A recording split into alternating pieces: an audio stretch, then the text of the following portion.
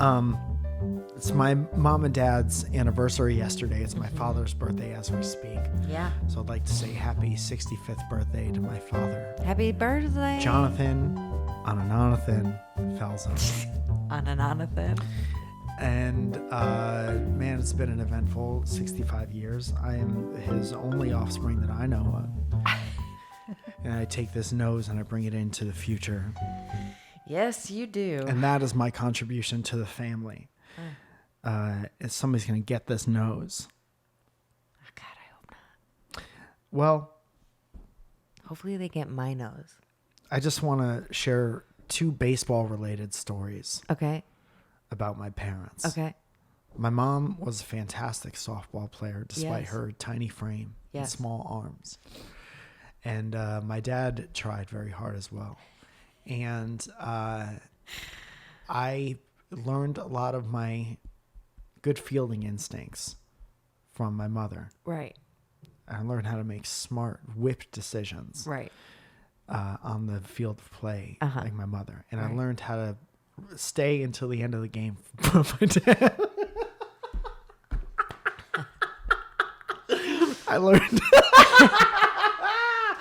I learned a very important, and that was never leave No the matter field or what. the bench until the game is over Right. from my dad. And Because you never know when you're going to get asked to step in. you never know if the cooler's going to need more ice. And I learned that from my dad. One time when I was all-star in Connecticut, we played on a field in Orange, Connecticut. Now, Orange was the more well-to-do neighborhood, and their fields were different than ours in that their fields had fences. No field where I grew up in Stratford, Connecticut had a fence. You just were So able I to never walk hit right it on. over. What? You were just able to walk onto the field. I mean, fences serve so many different purposes, Okay. but this is home run fence. Okay. Found our way onto the field. Okay. But yes. Also, once in a while, we would take a 4x4 and drive over the fields, which is another thing you can't do with a fence. Good No. security. If there's any park Yes. city planners listening, Yes.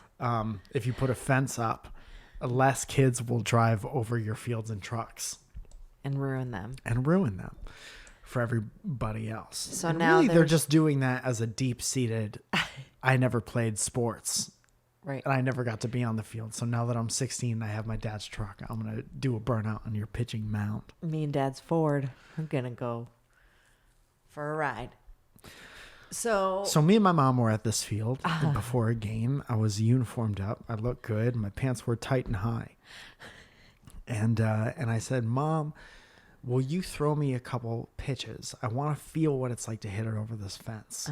And I was going to swing early. I was going to pull the ball to right field, being a lefty. And I was going to hit it over the fence and just see how it felt. And she's like, I'll throw you a couple, but if you hit me with the ball, we're going to have a problem. Now, in my mind, I'm like, I'm all-star status right now. I have so much control. I could put a frisbee in the outfield and I'll hit the fucking frisbee. Throw it in the air. That's the kind of control that I have. Okay? Okay. I like the confidence. Third pitch, my mom throws to me. I swing as hard as I possibly can. And having the pristine mechanics of a person who drives in RBIs, I hit my mom in the thigh with a line drive. Oh, yeah. Hard. Hard. And she doesn't even get upset. She goes, that's it. Waves her hand. She goes, that's it. It's over.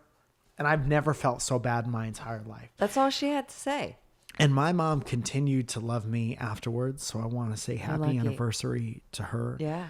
Thank you for loving my dad approximately 40 years ago to pass on this nose.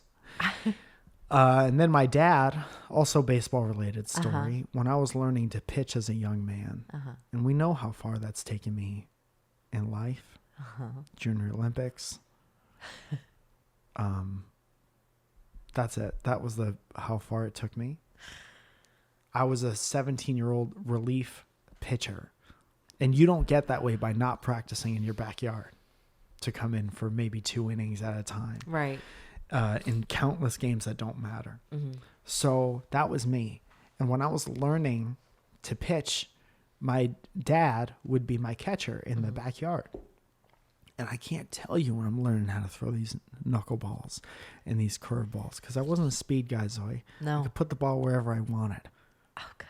Okay, paint the inside, get him outside, high and tight, hit my mom in the leg. I could put the ball wherever I needed to get the job done that needed to get it done. Jesus. Okay? Okay. So, learning how to pitch in the backyard with my dad, countless curveballs over his head.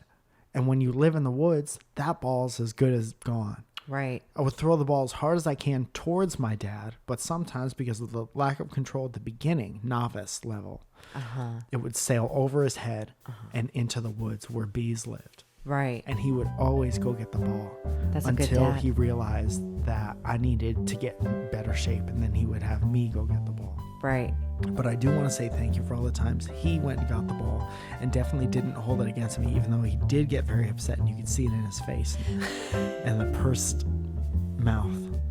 That's a good dad.